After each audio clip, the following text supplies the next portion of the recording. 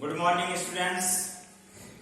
I welcome to you in online study class धरबरा।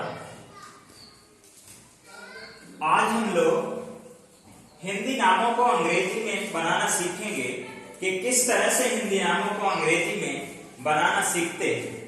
तो हम सबसे पहले हिंदी नामों को अंग्रेजी में बनाने के लिए हमें स्वर और वावेल स्वर यानी वावेल, कॉन्सोनेंट यानी व्यंजन, इनकी जानकारी होना आवश्यक है। जब तक हमको इनके विषय में जानकारी नहीं होगी तब तक हम हिंदी नामों को अंग्रेजी में लिखना अच्छी तरह से नहीं सीख सकते हैं। तो आइए देखिए, ऊपर सबसे पहले हिंदी की मात्राएं लिखी गई हैं, उसके बाद हिंदी के स्वर लिखे गए हैं, उसके बाद हिंदी के स्वर के बाद नीचे उनकी इंग्लिश लिखा गया है। जैसे आ की हिंदी में कोई मात्रा नहीं होती है, तो आ की हिंदी में कोई मात्रा नहीं होती है, लेकिन इंग्लिश में आ के लिए ए होता है। अब हिंदी में आ की मात्रा होती है और आ की मात्रा के लिए इंग्लिश में डबल ए या ए का प्रयोग करते हैं। आई के लिए ई,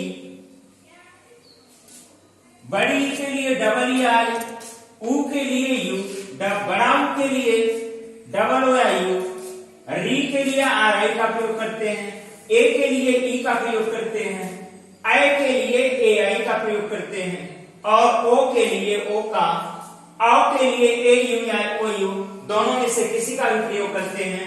अं के लिए ए एन और अह के लिए ए एच का प्रयोग करते हैं। इसी तरह से क से के, ख से के एच, ग से जी ए, घ से जी एच, न से यने, च से सी एच, छ से सी डबल एच, ज से जे, झ से दे एच, य से न्या से यने, ट से टी ए, ठ से टी एच, ड से डी ए, ढ से डी एच, ड़ से यने, त से टी ए, थ से टी एच, द से डी ए, ध से डी एच, न से एन ए, फ से पी ए, फ से पी एच, या एफ ए, ब से बी ए, भ से डी एच, म से एम ए, वाई से या से वाई ए, आर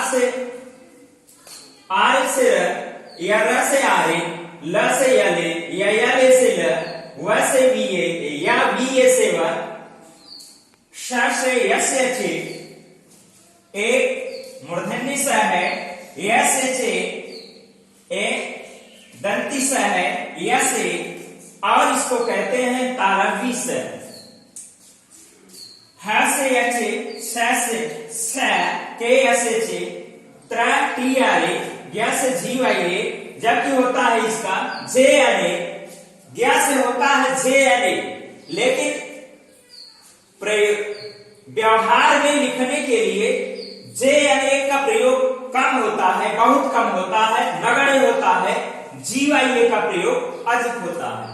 अब हम पहली बात तो ये आप लोगों को बताना चाहते हैं कि आप लोग कभी कभी देखते हो, एक स्वर वाले तो देख लेते हो, लेकिन व्यंजन वाले में क से लेकर के ज्ञ तक में कभी कभी आप लोग देखते हैं के ए की जगह पर, के के स्थान पर केवल के का प्रयोग होता है। एकदम बिल्कुल रॉन्ग है। अगर क में हलंत नहीं लगा है, अगर क में हलंत नहीं लगा है तो के ए होना चाहिए। अगर क में नीचे हलंत नहीं है और उसके बाद केवल के लिखते हैं तो यह पूरा पूरा रॉन्ग है, गलत है। ख से अगर ख में हलंत है तब जाके ख से के एच होगा, अगर ख में हलंत नहीं। और हलंत क्या होता है? हलंत माने होता हल माने व्यंजन, हल माने व्यंजन। तो जब हलंत लगता है तब जाके वह व्यंजन बनता है, वह प्योर व्यंजन होता है जब किसी वर्ड में हलंत लगता है। अगर जैसे क में हलंत नहीं लगा है तो यह व्यंजन पूरा नहीं है, इसमें स्वर है। और किसी भी व्यंजन को हम बिना स्वर की सहायता से नहीं पढ़ सकते हैं। अगर हम इसका उच्चारण कर रहे हैं, अगर इसका उच्चारण हम कर ले रहे हैं तो यानी इसमें स्वर है। अगर इसमें स्वर है तो के होगा। जैसे कर के ए। अब इस का को, इसमें वावेल नहीं है, स्वर नहीं है, इसका हम प्रोनाउंसिएशन नहीं कर सकते, और इसका हम प्रोनाउंसिएशन कर रहे हैं। अगर हम इसकी रीडिंग कर ले रहे हैं तो इससे के ए होगा, केवल के नहीं होगा, इससे के है, जिसका हम प्रोनाउंसिएशन नहीं कर सकते। कोई भी व्यंजन बिना वावेल की सहायता के नहीं पढ़ा जा सकता है, कदाप नहीं पढ़ सकते। अगर हम पढ़ेंगे तो उसमें स्वर मिला रहेगा तब। अब हम कुछ नाम लेते हैं और देखते हैं कैसे लिखते हैं। जैसे कमल, कमल। अब हमको कमल की को इंग्लिश में लिखना है। अब एक का है, का में हलत नहीं लगा है, तो इसमें ऑलरेडी स्वर है, वावेल है। इसमें जब वावेल है तो इसकी इंग्लिश होगा के ए। यहां लिखा गया है अ से ए होता है। अब का से के, अगर इसमें वावेल है तो हम ए लिखेंगे, तो के ए हो गया। इसी तरह से मा में भी वावेल है, मा में भी स्वर है, तो एम ए हो गया। अब बात आती है कि ल में भी वावेल है, लेकिन वावेल का अगर किसी कॉन्सोनेंट में, किसी वर्ड में वावेल है तो उसके प्रोनाउंसिएशन पे डिपेंड करता है कि इसमें वावेल है कि नहीं है। तो हम लास्ट वाले अक्षर को, लास्ट वाले अक्षर को हम इस तरह से पढ़ते हैं कि इसमें हम ऐसा पढ़ते हैं, यानी पढ़ने में समय नहीं लगाएंगे। जब हम पढ़ने में समय नहीं लगाएंगे तो हम लास्ट वाले अक्षर में ए का प्रयोग नहीं करते हैं, इसीलिए नहीं लगता है। एल हो गया, के ए एम ए एल, ए नहीं लगा। यानी कहने का तात्पर्य है कमल की रीडिंग में, कमल को पढ़ने में हम ल में समय नहीं दिए, कम समय दिए हैं। इसी तरह से एक और शब्द देखिए, हमको लिखना है किरण, किरण लिखना है। किरण में देखिए, किरण को लिखने में अब एक का में वावेल है, का में कौन सा वावेल है? का में एक मात्रा लग गया, देख रहे हो कौन सी मात्रा है? छोटी ई की। छोटी ई की मात्रा लगने से हम ये देखते हैं कर, इसमें के ए है। जब किसी भी अक्षर में, जब किसी भी अक्षर में कोई दूसरी मात्रा लगेगी तो जो पहले से ऑलरेडी आ रहता है, आ ए निकल के बाहर हो जाता है। जैसे कहा जाए कि एक म्यान में दो तलवार नहीं रखी जा सकती है, तो जब एक म्यान में दो तलवार नहीं रखी जा सकती है तो दो स्वर इसमें नहीं रह सकते हैं। जब क में छोटी ई मिल गया तो इसका ऑलरेडी पहले से रहने वाला ए निकल जाता है। तो जब निकल गया तो कैसे होगा? के। अब छोटी की मात्रा है तो छोटी से कौन सा वावेल है? आई। अब हम लिखेंगे आई की, हो गया। अब रा में कोई भी वावेल नहीं है अलग से, तो इसमें ऑलरेडी पहले से रहने वाला स्वर है, तो हम लिखेंगे आर ए और न से लिखेंगे एन।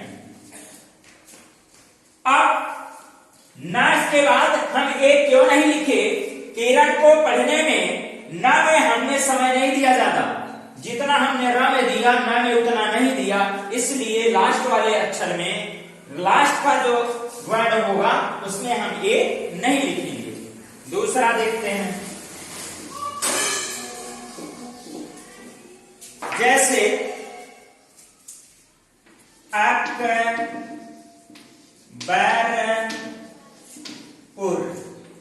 अकबरपुर, इसको इंग्लिश में लिखना है तो क्या करेंगे?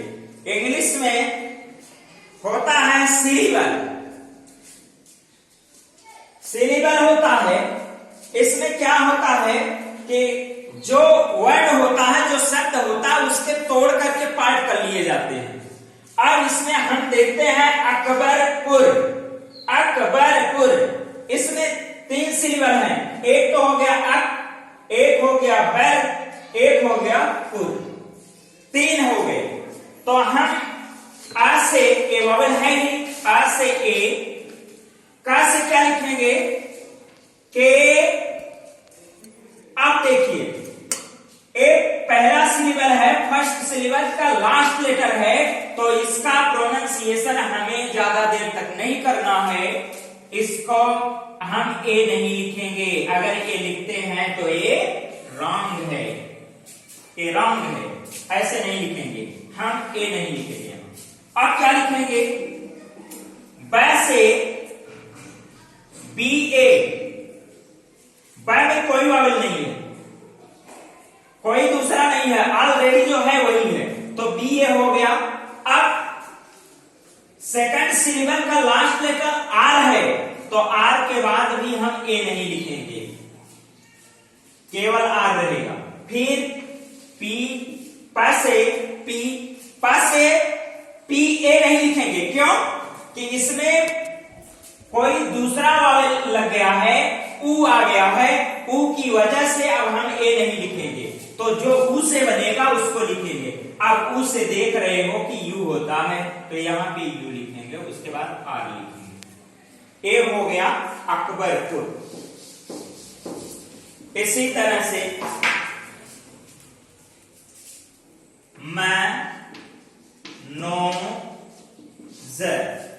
मनोज में म में देख रहे हैं कोई मात्रा नहीं है।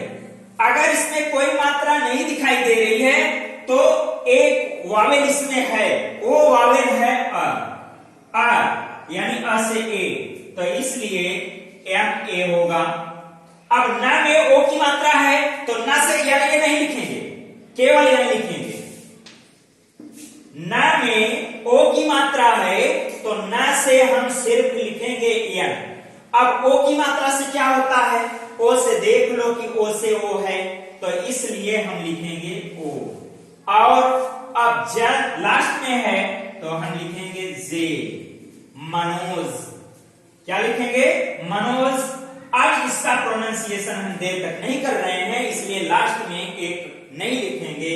अगर ये लिखते हैं तो इससे सिद्ध होता है कि इसका भी प्रोनाउंसिएशन हम स्वर के साथ कर रहे हैं। अब हम मनोज पढ़ रहे हैं तो जा का प्रोनाउंसिएशन देर तक नहीं हुआ।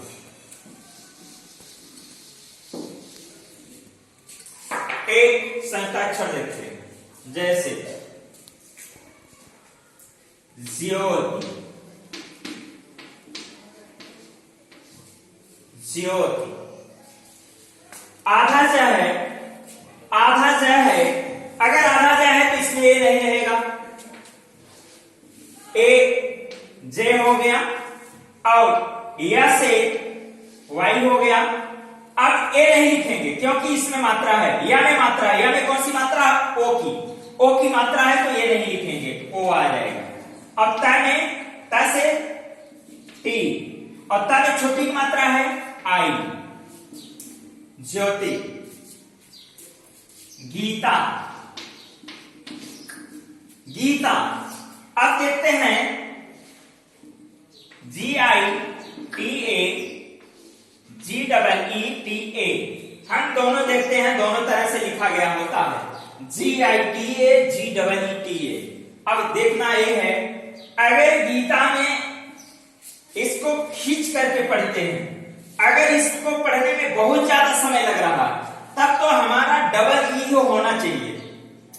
अगर इसको पढ़ने में टाइम बहुत ज्यादा खींच के नहीं पढ़ रहे हैं तो जी आई टी ए भी सही हो सकता है। इसलिए इसमें गीता को पढ़ने में, घी को पढ़ने में बहुत ज्यादा समय नहीं लगता है, इसलिए जी आई टी ए और जी डबल ई टी ए दोनों राइट हैं। इसी तरह से हम एक और देखते हैं, जैसे दीपक। एक दीपक है, दीपक में डी आई PAK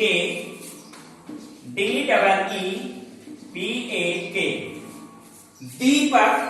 दीपक में दी को पढ़ने में ज्यादा समय लग रहा है, इसलिए दीपक को लिखने में डबल ई का प्रयोग अधिक होना चाहिए, न कि आई का होना चाहिए। क्योंकि दीपक दी को पढ़ने में ज्यादा समय लग रहा है, इसलिए यहाँ पे डबल ई होना चाहिए। लेकिन यूज जो है आई भी होता है, लेकिन ज्यादा से ज्यादा, अधिक से अधिक लोग डबल ई का ही प्रयोग करते हैं, और डबल ई का भी होना भी चाहिए। डबल ई का, आई का जो है ज्यादा सुटेबल नहीं है। अब हम ये देखते हैं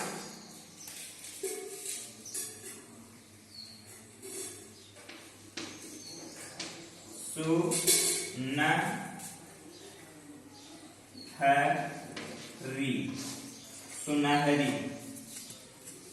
अब इसमें हम देखते हैं SU न से सु, एक तो ये हो गया सुनहरी, सुनहरी। SUNAH सुनहरी, HARI। अब इसमें हम एक दिखाना चाहते हैं कि हम बड़ी ई की मात्रा लगा लिए हैं। अब इसमें है बड़ी ई की मात्रा के लिए डबल ई या आई है। अब डबल ई या आई के लिए, डबल ई या आई के लिए हम क्या लगाएंगे? अब पहले तो डबल ई के लिए ये प्रयोग होता रहा, डबल ई बड़ी ई के लिए डबल ई प्रयोग होता रहा। लेकिन अब मॉडर्न में अगर लास्ट में बड़ी ई की मात्रा है तो आई का ही प्रयोग अच्छा माना जाता है, और आई का प्रयोग ही किया जाता है। डबल ई का प्रयोग बहुत कम होता है, न के बराबर होता है, आई का प्रयोग होता है। और अब हम ये देखते हैं, बता रहे हैं, जैसे डबल ए का प्रयोग कहां पे होता है? अगर वावेल से शुरू है आ से कोई नाम, तो आ से जब शुरू होता है तो डबल ए का प्रयोग करते हैं। नहीं तो आ की मात्रा के लिए कहीं भी जो है डबल ए का प्रयोग रेयर केस में होता है, नहीं तो नहीं होता है। जैसे राम लिखना है, राम, र से आर। अब आ की मात्रा है आ से डबल ए, अब हम डबल ए लिखें, तब उसके बाद यंग लिखें। इस तरह से यूज नहीं हो रहा है, यहाँ पे सिंगल ए ही यूज हो रहा है, डबल ए नहीं होगा। जब हम अक्सर जैसे आसरे, अब यहां पर अब भी लोग आ double A S A R E, इस तरह से लोग यूज करते हैं। अब डबल ए यहां पे यूज हो गया, लेकिन नए में अब डबल ए इसमें भी नहीं लगाते हैं, लेकिन यहां पर हो सकता है, लिख सकते हैं, लेकिन इस तरह से बिल्कुल यूज नहीं किया जाता है। अब और भी संयुक्ताक्षर, इससे भी पहले तो इतना पहले लर्न कर लीजिए। लर्न करने के बाद सिंपल इजी नाम लिखने की कोशिश करिए। लिखने के बाद तब देखिए, उसके बाद डिफिकल्ट जो भी संयुक्ताक्षर शब्द हैं उसको सीखने की कोशिश बाद में करिएगा। अब आज का वीडियो यहीं पे हम एंड करते हैं। Thank you, that's all.